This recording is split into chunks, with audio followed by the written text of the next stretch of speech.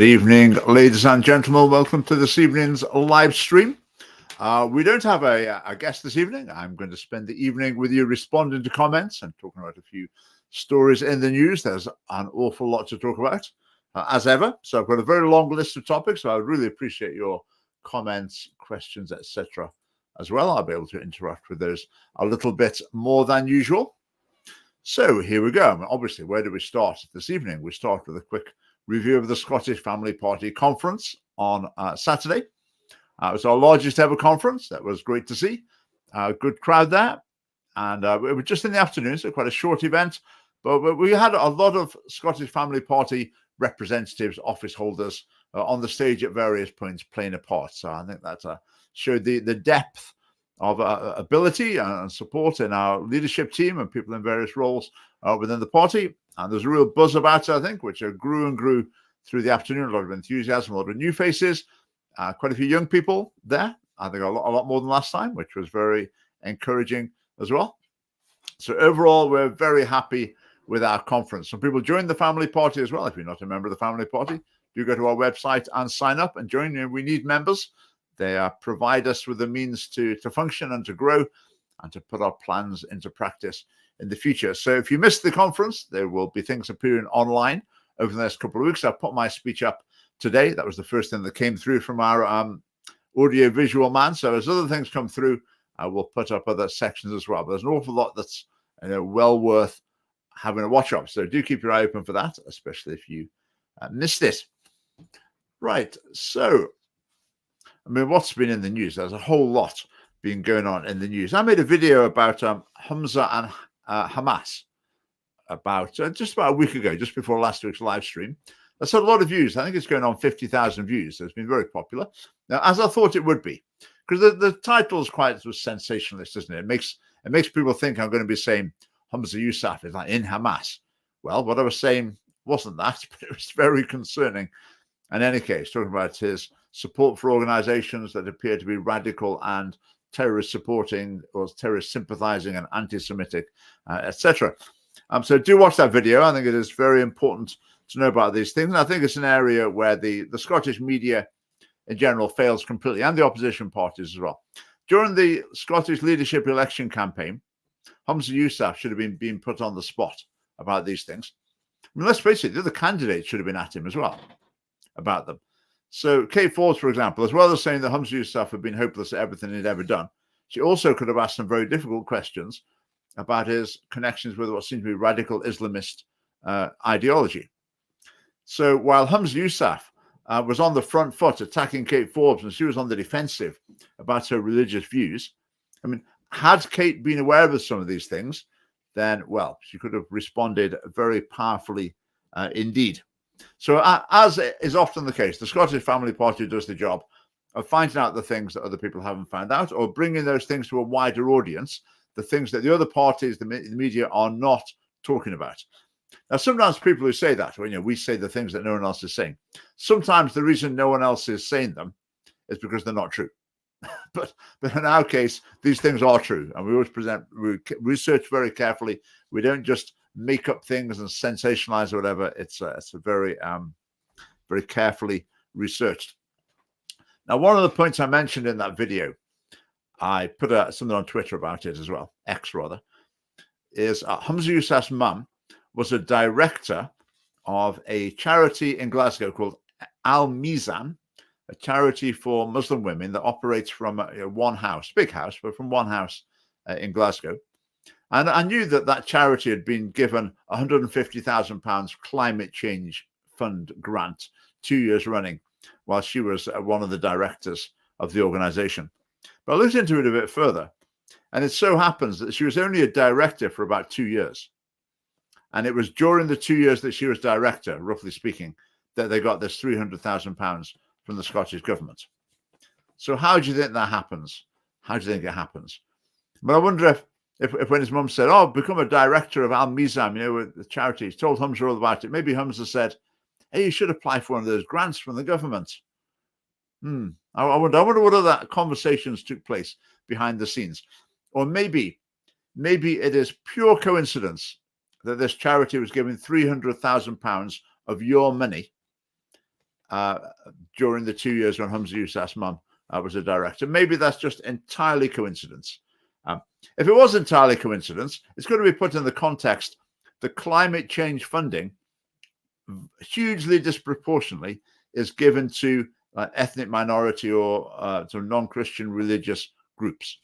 So loads of Muslim organizations have been given tens of thousands or hundreds of thousands of pounds, but also like Afghan groups, whatever. So racial groups as well, immigrant groups are given these huge sums of money. Organizations that work with them are given these huge sums of money to allegedly reduce their carbon footprint. Now, I don't know about you. I wasn't aware that people from other countries have hugely bigger carbon footprints in Britain, which would justify this hugely disproportionate spend on trying to reduce them. I wasn't aware that that was the case. I wasn't aware that Afghan refugees were particularly bad for causing climate change. But the Scottish government seems to think that they are. Therefore, that's where their climate change funds need to be targeted. So, yeah, that was an interesting story, and quite a lot of people were interested in those. Let's have a look at the comments. John, conference venue was poor. It was slightly on the tatty side, but the price was very attractive, and it was chilly as well. I warmed up by the end, but it was a bit too chilly earlier on. So a couple of issues to address. I thought overall it fit the bill. Quite a few political parties use it as a venue for events. Right, too many British politicians seem to have an overriding loyalty to states and organisations outside Britain. That is a very perceptive comment, and I agree with it absolutely. But why does the Scottish government give foreign aid to Pakistan? Why is that? I mean, for start, that foreign aid is not a devolved matter. They shouldn't be giving foreign aid to anyone, as far as I'm concerned, because that's not the responsibility of the Scottish Parliament. But they give money to Pakistan. Why is that? Did they look at the whole globe, look at every nation, every situation, and work out where will Scottish taxpayers' money have the greatest impact in alleviating poverty, etc.? And out of all the countries in the whole world, they chose nuclear-armed Pakistan as the place where your money could be best spent for the good of humanity. Does anyone believe that? Obviously not. Obviously not.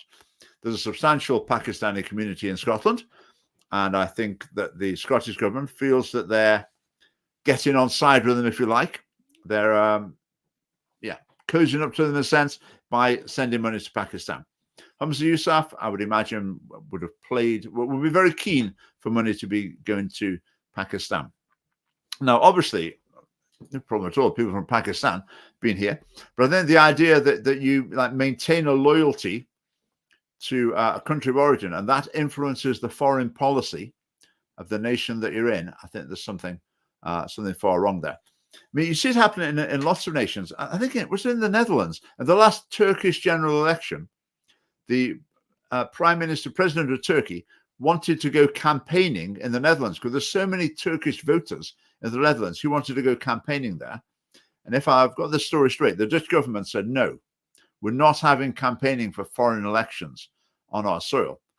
I think that's quite right. I also heard as well a story that once upon a time, in a Labour-run London borough, the council was split. They're all Labour, but it was split.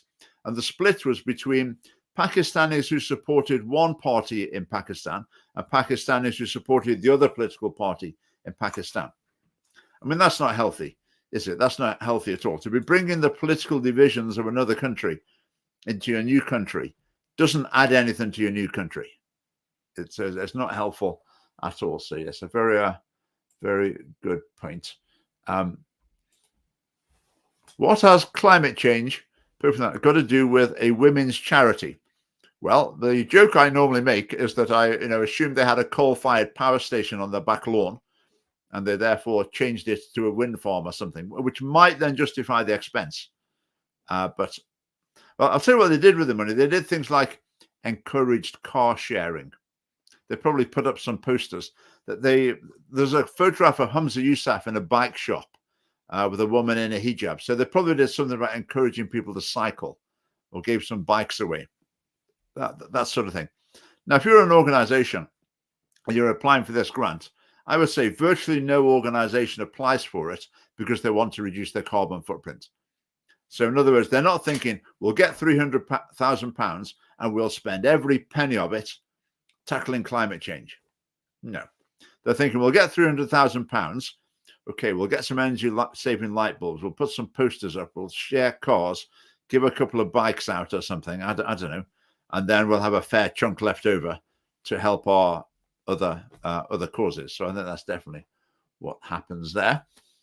So in summary, yeah, nothing. Nothing at all. I think that's a good way of putting it. I mean, you would think you'd be really embarrassed about that, wouldn't you? If you're Humza, you would not think that maybe say, look, you can't give it to this charity for the 2 years while my mum's there. That'll look terrible. But they don't seem to bother thinking about that because, mainly because the media and opposition don't pick up on it. So are there some involved in fraud? Not familiar with that. Do send over details. I hadn't been aware of that.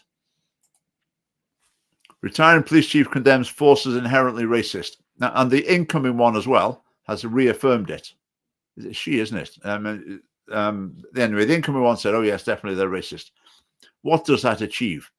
What do you achieve by describing the police force as racist? First of all, you embarrass and disgrace everyone who works for the police force. Every police officer is basically tarred by that brush of their boss saying, basically, we are racist.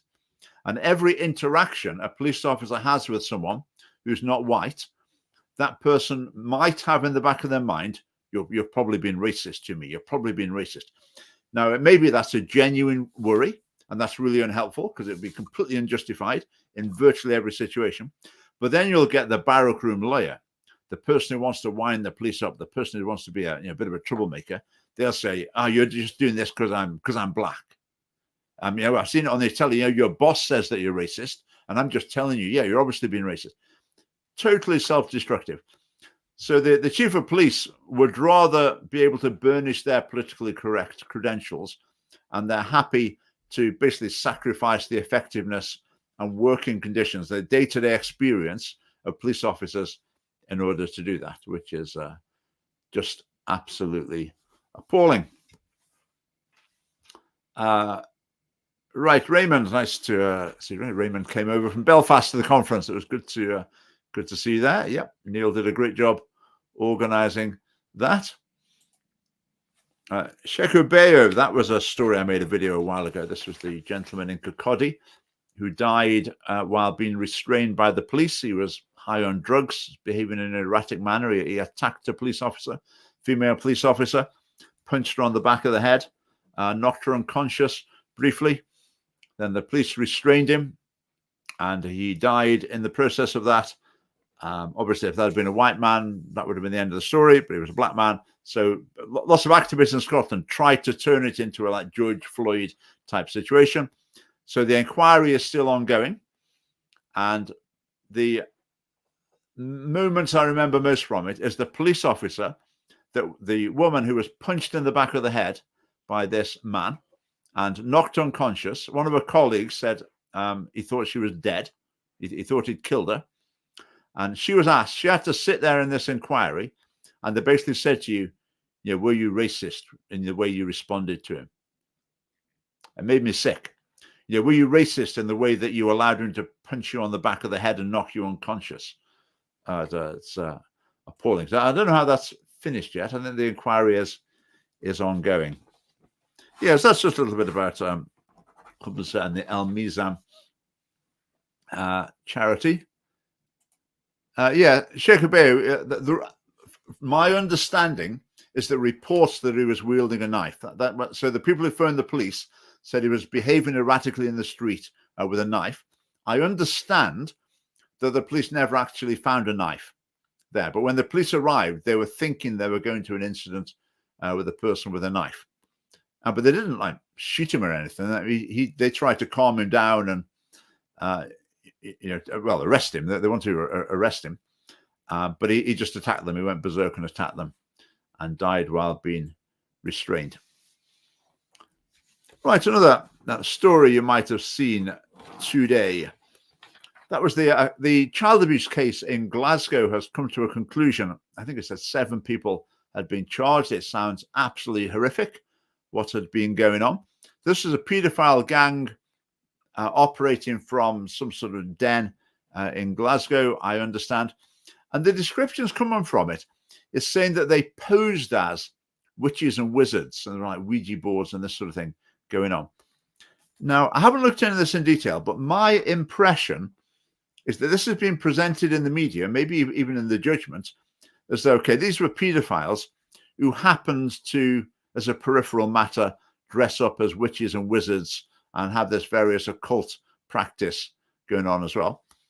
I would be interested to know, I'll maybe look into it, I'd be interested to know whether or not this occult element was maybe a bit more fundamental to what was going on than the media reports and the judgment might have made clear. I think some people think that like the occult thing, that it's obviously not real. No one really believes that. So they find it hard to imagine that there are actually people who believe it. And there are actually people who engage in some pretty appalling acts in order to fulfill what they see as a religious duty or to, well, I don't know what the word is, worship or whatever, some sort of act of worship. So what I've seen in the reports, I'm not convinced that this dressing up as witches and wizards was just a sort of peripheral aspect of what was really just straightforward child sexual abuse. Now, I might be wrong, but I will be interested to look into that. But what went on was absolutely horrific, appalling. Do have a look at the reports. I'd considered going through and sitting in court to watch some of it. I didn't get round to it. I think the trial was about 2 months. So you might go for one day and you might, it might just be boring procedural stuff for a day. But I almost went to listen to some of it. But I'll maybe try and get hold of the judgment and see exactly what's gone on. Thoughts on politicians on I'm a Celebrity. Well, I'm very offended not to be invited. That's the first thing I would say.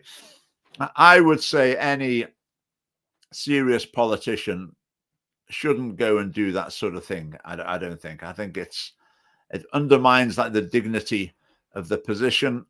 I think probably in our society, the idea that you maintain some sort of dignity or statesmanship or whatever, it's probably sort of a bit unfashionable. But I think if you've done something like that and made a complete idiot of yourself, and then soon afterwards, you're going to have to be delivering, a somber message to the nation, and they're going to have to take you really seriously about something. Then I think that doesn't really work out. So I wouldn't advise it. I know Nigel Farage is going on. He made a little video quite humorously saying basically, no, he definitely wouldn't have done it until he heard how much they were willing to pay him. So I guess that's what people would have said in any case. So I guess he's trying to take the sting out of that. But that reminds me of a little parable told by Søren Kierkegaard, the Danish Christian existential philosopher. And he said, imagine you've got the circus and they've set up their tent and there's a fire and their circus tent set on fire and the fire's out of control. The whole camp is in danger of being engulfed. So they want to send someone to the village, say, we need help. We need people to come and get buckets of water. So send someone to get help. So they sent the clown. So the clown went along to the next village and he ran around the village green, shouting, fire, fire, come and help us at the circus. And needless to say, everyone thought he was just joking because they sent the clown. So I guess that's the risk with those sort of things. I would tend to say, if you're like the first minister, whatever, if you want to do something really silly and have a laugh, well, do that with your friends and family, but maybe keep that private. We don't really want to see that in public while you're in that sort of office. That would be my view on that. But interesting comment. Well, the comments are flying in tonight. That's great. Keep them coming in. Yep, keep all the good work. Thank you very much. Right, number of family party candidates to be fielded in the Westminster election.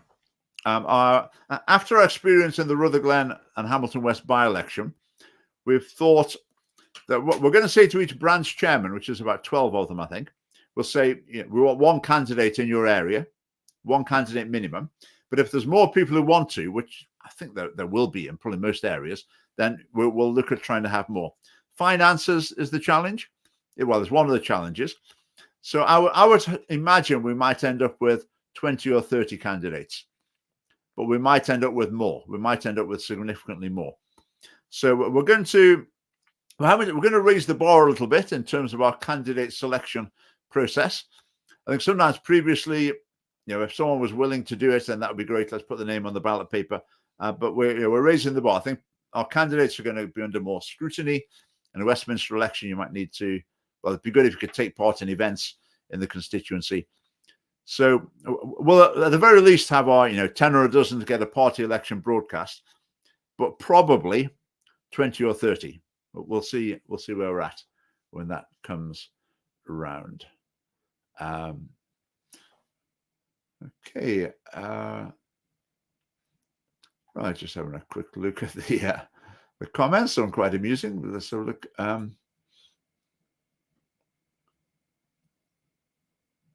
Okay. Right, let's have a look what's next on my list. Next on my list is Philip Tanser. And Philip Tanser is a long-time supporter of the Scottish Family Party. Now, I don't particularly talk about his history, but I don't go through it every time you talk about him.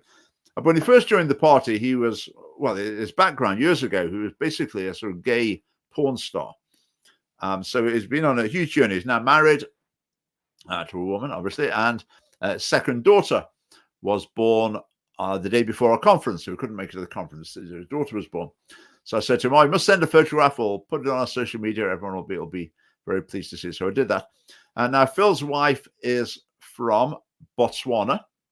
So she's black. She's living with Phil now up in Durness.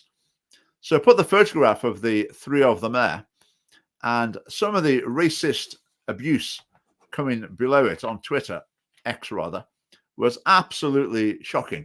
I mean, it just reminded me, we did our party election broadcast, the last Scottish election, and we had a black lady was the main narrator to it.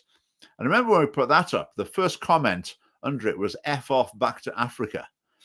But these ones for Phil Tanser, they were even worse. I wouldn't say what they were, but absolutely appalling, quite shocking what people were saying. But then you go and look at their X profiles, I did in some cases, and really nasty characters we're dealing with. And the other thing you find quite quickly in it as well is you get anti-Semitism as well. Not like, a bit veiled or whatever, absolutely explicit anti-Semitism and like Nazi imagery, etc. So these people are out there. I don't know if they're in Scotland or not. I would guess some of them probably are. But it's quite a shock to see that. I replied to a couple of them on X, but then ended up just blocking a lot of them. I actually reported some of them as well. If someone sees, a mixed race couple and their child, and they put on some absolutely appalling abuse below it, then I think, well, let's over to X so you can see what they make of that. Now, someone listening of a different point of view to the family party, they might say, okay, so why don't you talk about racism more? Why do you only talk about it when, it's like you're against the anti-racism stuff? But you see, racism's real. Yeah, the racism's real, but I don't think it's particularly a political issue because there's no political party promoting the sort of racism like that. There's no organization that's like the police are not racist, etc. So, okay, there are some horrible people in society. They'll be horrible in a racist sense. There'll be people who are horrible in lots of different ways as well. I mean, that's the way of the world. I mean, none of us are perfect, of course. But when it comes to, what does the government do?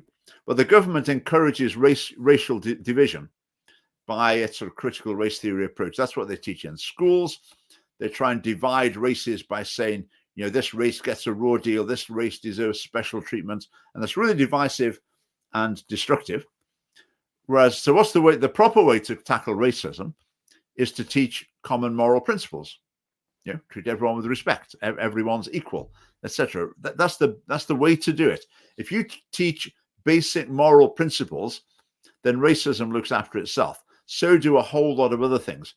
If you try and say, we're going to tackle racism, so we're going to put up special posters about how great black people are, etc.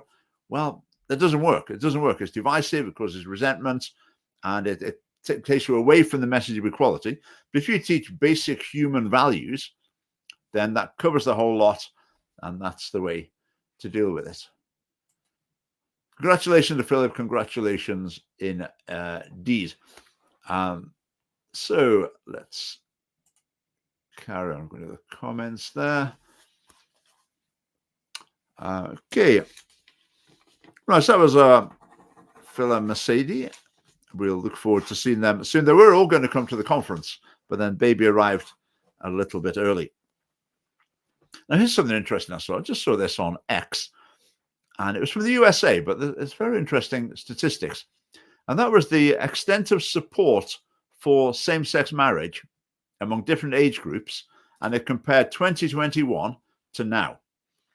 And the interesting finding was that for the youngest age group, support for same-sex marriage had decreased very significantly within the last 2 years.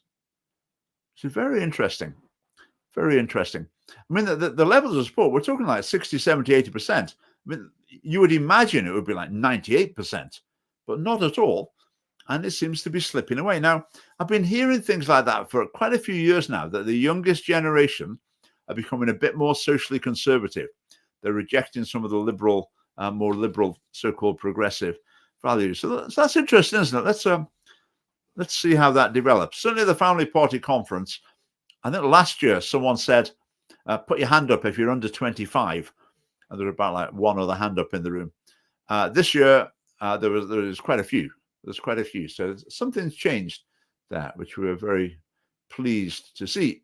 That was good. Okay, was it last Thursday or the Thursday before? SPUC, Society for the Protection of the Unborn Child, had their annual pro-life march in Glasgow. Now, if you've never been to that, do get along to it. I didn't make it this year. I went last year. But there are hundreds and hundreds of people there. I've heard 800, 500 in different years, but hundreds and hundreds of people. So it's a very impressive, very moving, very powerful event. So it starts in George Square, and then the march goes to the Catholic Cathedral. Then there's a service there. But next year, I would really encourage you to go to that. Some people in England, they say they think Scotland is the pro-life capital of the UK. There's the strongest pro-life movement. And just, opinion is, and activism is more pronounced in Scotland, which is interesting because now abortion is devolved to Scotland as well. So I was speaking to someone in England involved in pro-life activism a few weeks ago, and they said they think Scotland's the best hope. Scotland is where the ball's going to start rolling. That's where we're going to get the first change in the pro-life direction. So there's a challenge for us, isn't it? I think he's right. So let's see how that develops. Yeah, Generation X turning conservative. Yes, it is beginning to happen. Okay. Now, I don't know if any of you saw my video about the RSHP.Scot resources again, the primary school thing. And it was basically, again, I don't like time to talk about these things, but anyway, you've got to call a spade a spade. You've got to understand what I'm talking about. But it's basically to primary school children, and it was basically about masturbation. So the message was very explicitly, this was for like 8 and 9-year-olds. So it's saying, boys and girls touch their genitals for pleasure, relaxation, and pleasure. Now, if you say that to people of that age, inevitably, that's an invitation, isn't it? That's saying, hey, this is something you could try. Or if a kid's thinking, can you? All right, okay. So that's a sort of start them young sort of approach. But then the teacher's notes, they seem to be saying, this is not sexual at all. Don't let anyone think this has anything to do with sexual. But then it says, if one of the boys or girls says, is this masturbation? Then the teacher's note said you should reply, well, yes, it is. So you see, it's blurring the definition of masturbation. That's a sexual activity, but they're trying to claim this is not a sexual activity, but then they put a sexual label on it. And the World Health Organization, etc., they say that babies, children of all ages, are sexual beings, and they talk about, babies masturbating, sticking the hand down the nappy or whatever. They call that masturbation. So you see what it's doing is it's blurring the boundaries of sexuality, and it's blurring the boundary between childhood and sexuality. And the sex education resources in Scotland, needless to say, are going along with that trend. I hadn't seen those slides before. I think maybe they were new. I've picked up the people campaigning in the Western Isles, brought attention to them, and I had a look. So, yeah, Patrick, I think all the connections between Patrick Harvey and the various LGBT groups in Scotland, John Heen, etc. I mean, pretty sinister stuff. I feel basically, John Heen's now died, so it is receding into history, but it's certainly there are a lot of concerning things going on at that time. Right, Suella Braverman has resigned. In her resignation letter, she mentioned the things that Rishi Sunak hadn't done. He said he was going to do these things, and he hasn't done them. And one of the things was about schools and the transgender business. Now, I found this really interesting.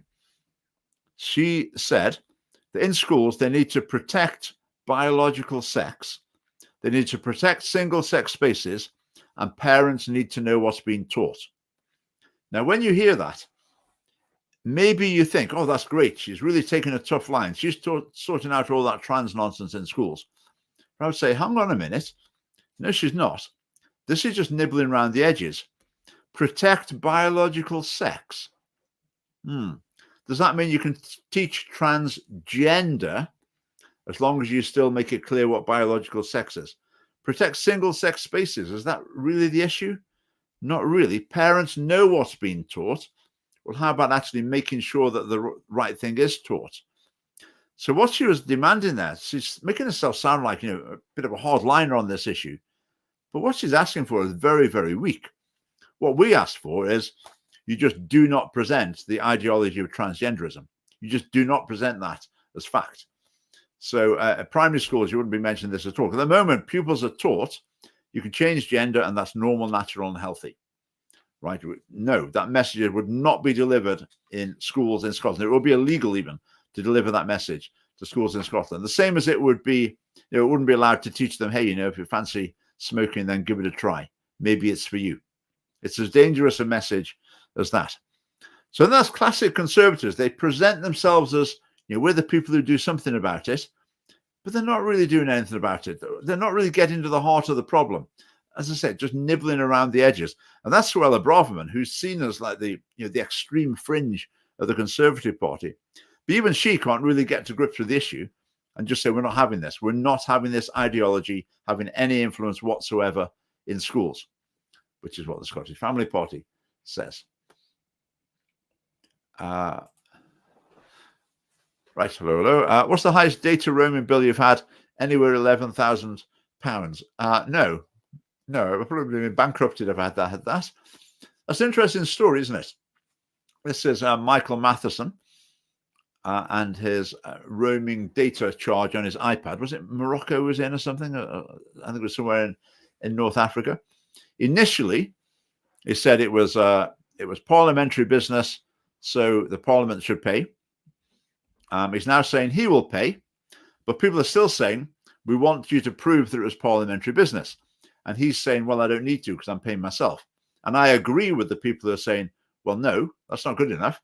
Initially, you said it was parliamentary business. Now, if that was a lie, that was sort of attempted fraud. Now, okay, there's no such crime as attempted fraud, is there? I don't know. I think for it to be fraud, it has to actually work, I think. So I think he does need to prove that it was parliamentary business. And if it wasn't, then he should be fired. Not by the party. The party shouldn't need to fire him. There should be a process within the parliament to say you've lied about this. You're basically trying to get taxpayers' cash by fraudulent means, and he should be fired. And then maybe even a court case following up. So yeah, that's a very important issue. Children cannot be trains. I think we can all agree on that one. That's for sure.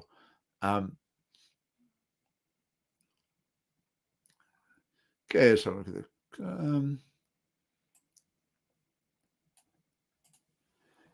yeah, that's interesting. Conversion therapy ban wasn't in the King's speech.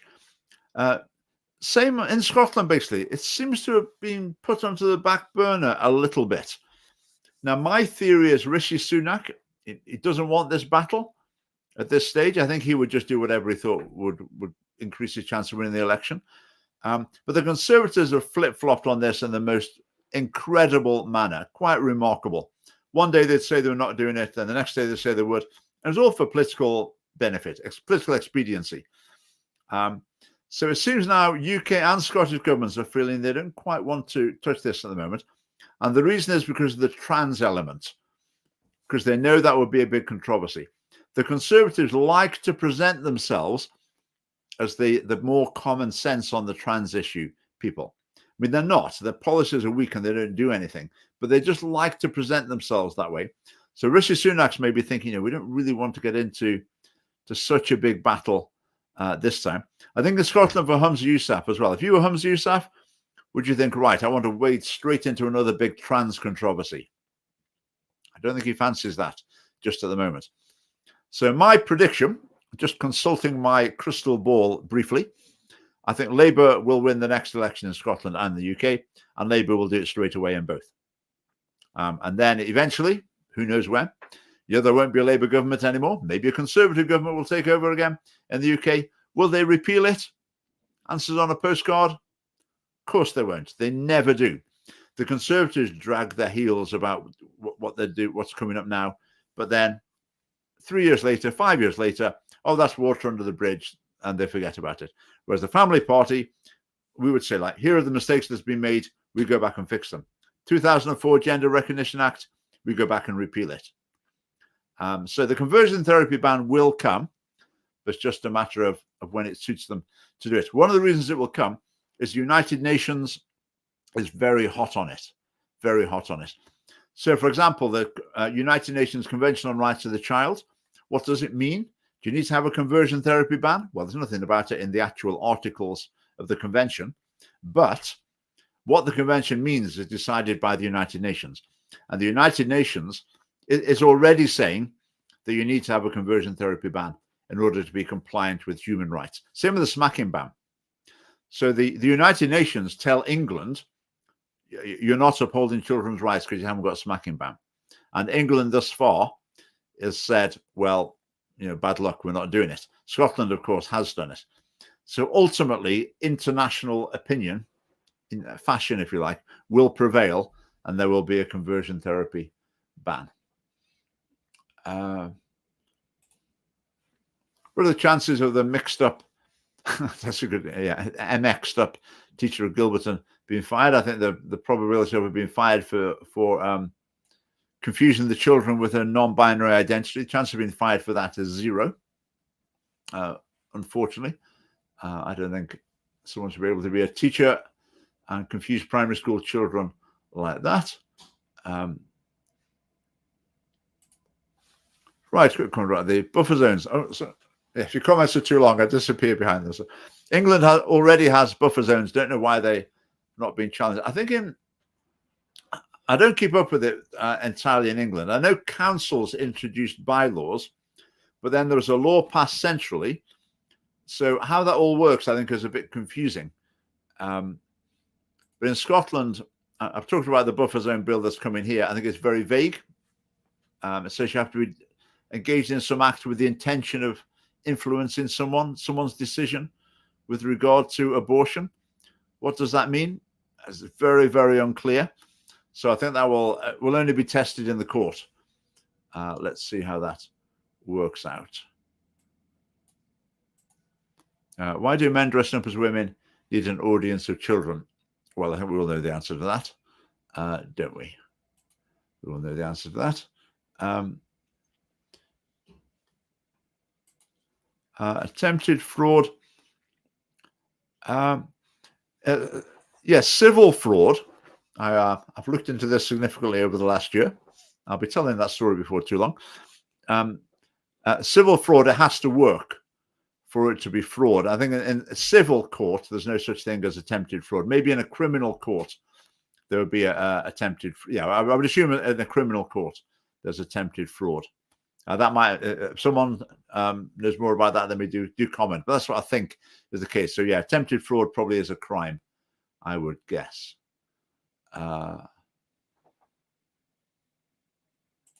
Right, is that a stuffed cat? It's not stuffed. It's a ceramic sort of cat with very realistic eyes, with glazed or glass eyes.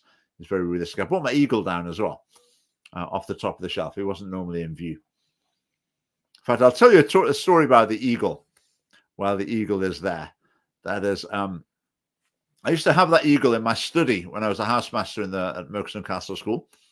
And one day some boys came in and said, "Can we borrow your eagle, sir?" And okay, yeah, no problem. And what they did with it was they dressed up in the outfits that looked like they're from, I don't know, 1900 or so. And they posed with my eagle, and they posed as the Falconry Club of Merkston Castle School in, I don't know, 1901 or whatever. So they took a photograph of it, made the photograph sepia and did various things so it looked like a really old photograph. And they printed it out, made up names at the bottom. You know, have the names under a group photograph. So they made up names, got it framed, and then they sneaked it into the library at the school where such memorabilia is kept. And this photograph sat there for, I don't know, months at least before someone noticed it was actually a fake, which I thought was very amusing. And then my eagle came back. So it was quite an adventure that time. My eagle. Right.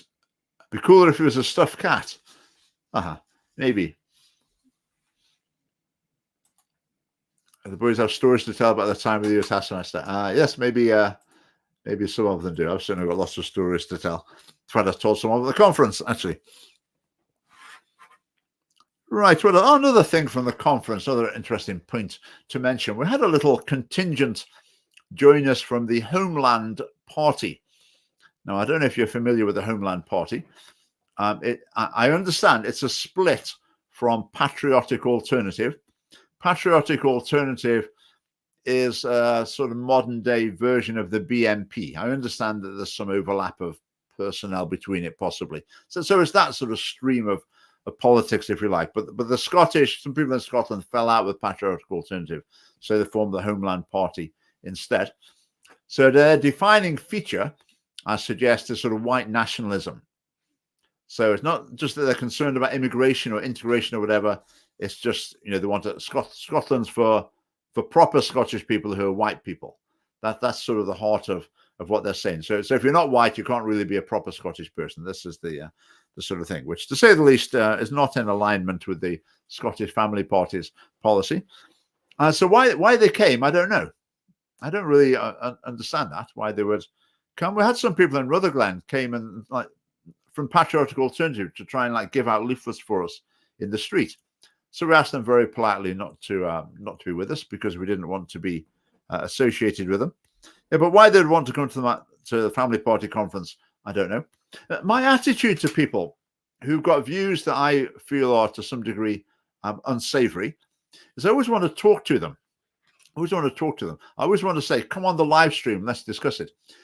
But the problem with that on the live stream is if I invited one of these people on the live stream, they would say things, I would argue with them, but YouTube's artificial stupidity system would then say ban us from YouTube. We're going to get banned from YouTube because we broadcast those views on it, which is a shame because I would like to talk to them and have some sort of open debate. I say, but why they come along, I really, really do not know.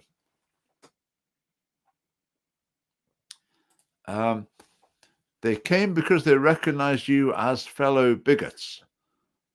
All right. Okay. Well, if you want to explain what's bigoted about our policies, we would be very interested to hear that. Stop the boats and turn. Yeah, indeed. Illegal immigration is illegal, and like other illegal things, it should be stopped. My personal view is that the UK should do whatever it needs to in terms of legal changes, leaving the European Court of Human Rights, just whatever's necessary for the UK government to be able to put into practice the will of the people of Britain and to enforce its own laws. So that's my view there. About the Scottish government funding a mosque that had links with Iran formal links with Iran. Now, in my video, I talked about Nicola Sturgeon going to dinners in Glasgow with representatives at some point seem to have had government funding as well. So it really makes you wonder how much is going on that we're unaware of on this front. I think for Scottish nationalists, I suppose the danger is that you always seek to align yourself with whoever's on the other side of any sort of tension with the UK government. I suppose that was the initial temptation with the SNP when they were cozying up to the Nazis. Now, that's not to say, of course, that every Scottish nationalist is of that mind or everyone in the SNP is that mind, but it's going to be the temptation. I suppose the converse temptation would be that a unionist would tend to align themselves with allies of the United Kingdom as well. So I suppose there's a mirror image temptation as well. Which of your human rights are you willing to lose by leaving the ECHR? Well, you wouldn't necessarily lose any of them because you would replace it with a British Bill of Rights that could uphold the same ones. But the only difference would be that its interpretation with regard to asylum seekers would be different. The problem at the moment, anyone who turns up in Britain says, I'm an asylum seeker, even if they've just come over on a boat from France, so they obviously are not genuinely an asylum seeker, then you have to go through a huge, long legal process, etc., etc. So it's virtually impossible just to send people back, even though it's blatantly obvious that they've broken the law and they know it. So that would be the difference. In terms of human rights more broadly, there are all sorts of issues with human rights legislation because it's often vague and it hands the power to judges rather than the electorate. Because the way laws should work is you should pass a law that makes it clear what you're allowed to do, what you're not allowed to do, what the consequences will be, and that's passed at the Parliament, and that's all very clear. But the human rights legislation, it's often very unclear what it means, and you can only find out how it applies by taking the case to court, where a judge decides. So the judges almost become the legislators in some cases, and that's one of many reservations I have about human rights law. That's not to say it's all bad. It's not to say I would abolish the whole lot. I think there's value in it, but there are a lot of problems as well. Okay. Let's see what else we've got. All right. Do Muslim businessmen run Scotland from behind the scenes? I would suggest not, unless I had very convincing evidence to the others to the contrary. But I mean, business leaders, the wealthy in Scotland, to what extent do they have influence over the political system? I would like to think that their influence is quite limited. I would like to think that. If people have got evidence to the contrary, then that would be interesting. Okay, how long have we got? We've just got about 10 minutes or so. A few more things to talk about. Right, Israel and Palestine. You'll all have been following the news about that. All right, let's go back to the question. Which the human rights you're willing to give up? I'm willing to give up the right to illegally enter another country and stay there for months and months while a legal process drags on. That's the right I'd be willing to give up. Do you want to keep that right, or are you willing to give up that right? You could answer that in the comments. Okay. Yeah, so Gaza, what's going on? There's lots of things to say about that. I mean, it's interesting with this topic. Whenever I say something, people always assume that I'm saying like 10 other things that I'm not saying. A few thoughts that have crossed my mind this week. I think the idea of a feud is very valuable, and it can apply in an international stage as well. We end up with two groups who have basically had a tension between them. There have been incidents between them. There's been violence. There's been conflict for many, many decades. And you end up with a situation where each group thinks that whatever they do is justified by all the things the other group's done. And they just remember what the other group's done. And then you get vice versa. So if you say to one group, why do you hate the others? Well, they did this and this and this and this and this. Say to the other group, what's your problem with them? Oh, they did this and this and this and this. And often the things they're referring to, They might well be real. No, I'm not saying they're necessarily equal on both sides, but they might well be real. But each group just remembers the hurts they've experienced at the hands of the other group. Now, there's a lot more to the situation in Israel and Palestine than that. There's a lot more to it. But that is an element of what's going on there. And to get out of that takes a real effort, because that's basically some mutual hatred. And certainly a lot of the Palestinians are extremely explicit in their hatred of Israel and their hatred of Jews as well. I mean, there's no doubt about that at all. But Israel as well, in its history, there's every opportunity for attitudes to have hardened to a very significant degree in Israel as well, after the things that have happened over decades. So to get out of that, what you need? Well, you need people who are willing to see that they need to put aside their bitterness, hatred, or whatever. At what stage that happens, who knows? Who knows how or when that can happen? We shall see. I mean, something else interesting on the international front. You might have seen 1.7 million Afghans are being kicked out of Pakistan at the moment. I think they've entered Pakistan possibly illegally, but they've settled there. And in some cases, they've lived there for decades. They've built their life there. But the Pakistani government's decided it doesn't want them anymore. And so in a pretty ruthless manner and pretty quickly, they're just being thrown out, physically, not very, very quickly, very short notice. They've been thrown out back to Afghanistan. Now, I would have thought it was a humanitarian issue. That should be pretty high up on the agenda, but it barely seems to register. Barely registers in the news at all. I mean, other things with that, you might have seen the sign someone had at one of the Palestine rallies showing Suella Braverman and Rishi Sunak as coconuts. In other words, brown on the outside, white on the inside. That's quite interesting, isn't it? What that's showing, what that sign is showing, is someone who's saying they think this is really a race war. It's a race war. It's a white versus brown race war. So Suella Braverman and Rishi Sunak, where they look like brown people, but really they're on the white people's side. Right, that is not exactly a healthy attitude, is it? But there are, I think, a lot of people who do see this through the lens of race, which is hardly very helpful.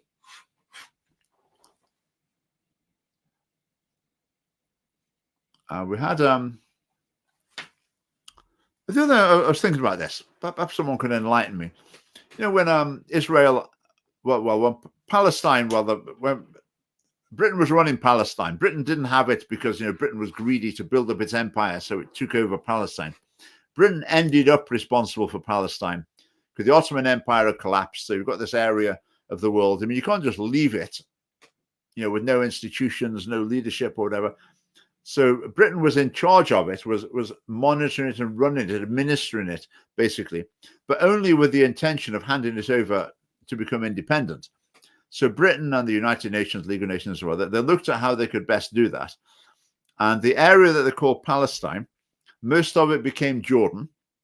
That was it, so east of the river. And the west of the river, they divided it between Palestine and Israel. And the thought that's been crossing my mind is, why didn't they just make Israel and Jordan? Why did they try and make half of the area into a different state? Why not make it all Jordan? So you've just got Jordan and Israel. Would that have avoided all of the problems? That's my question. And if anyone's got anything to offer on that, I would be very, very interested. The other thing I'm finding fascinating as well is the news reporting on it. If you go to the BBC News, virtually every day, the reports from Gaza, almost every report is about a hospital. Well, not almost every. Very often, the lead story is about a hospital. Now, what goes on in hospitals is a very important issue, and you sympathize with people in difficult situations. But obviously, the hospitals are a key point in the propaganda battle here as well. Now, what do Hamas want being reported about what's going on in Gaza? Hamas wants stories about civilians being killed and hospitals being attacked, that sort of thing. That's what they want to be reported. Israel would have a different narrative. But it's interesting that the news reports just time and time and time again it's reports about what's going on in hospitals. Now, in any war, there's going to be hospitals that are going to be very seriously affected. And often I think there'll be hospitals that just can't function. And so as a result of that, there will be incredible suffering and tragedy going on there. But that's not normally the lead story about a war. But it's interesting in this one, it almost feels as if the BBC, etc., are quite keen to focus on that aspect of it deliberately, which is just interesting. Right. We've just got a few minutes left. There's various analysts who continue. There's a constant stream of stories like this. So basically, Scotland's going to run out of money. They're not balancing the books, and there isn't a plan of where the money is going to come from to maintain the level of spending that we've got at the moment. Now, I think for any responsible government, that should be a very, very serious issue, and they should be working out how they're going to sort that out. But I don't see that at all from the Scottish government. I don't see anything apart from we're going to spend more money on this, we're spending more money on this. Problem comes up, okay, we'll promise to spend more money on it. It's as though they're addicted to just splashing money around. And the longer term problems, I think maybe it's part of the problem with our democratic system. The short parliamentary terms, well, that might be someone else's problem. We're just bothered about the next election. Let's try and keep it together till the next election. What happens after then, we don't need to worry too much. Okay, right, that's my list just about finished. Are there any final comments? I think we're about to wind up on the comments as well, so we will draw a line under things. As I say, do keep your eye open for the conference videos as they come out over the next day or two.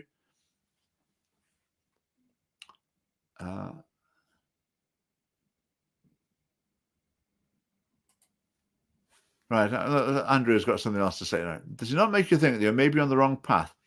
When the person interacting with your broadcast most, well, right, well, you're not interacting with the broadcast the most.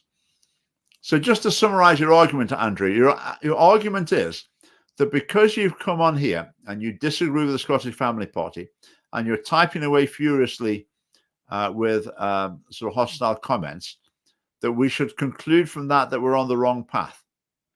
Is that your logic? It seems to be that that's your logic, and it's laughable. Anyway, let's have right oil. We'll save oil for another week, but we will bring things to a conclusion. Say, do keep an eye open for the conference videos. They'll be coming out over the next few weeks, and hopefully you'll find those interesting if you missed the conference. And we'll see you next week. Next week we should have a special guest, and we'll have more people on. But I do enjoy interacting with the comments more as well. So, right, thanks for watching live and later, and see you next week. Good night.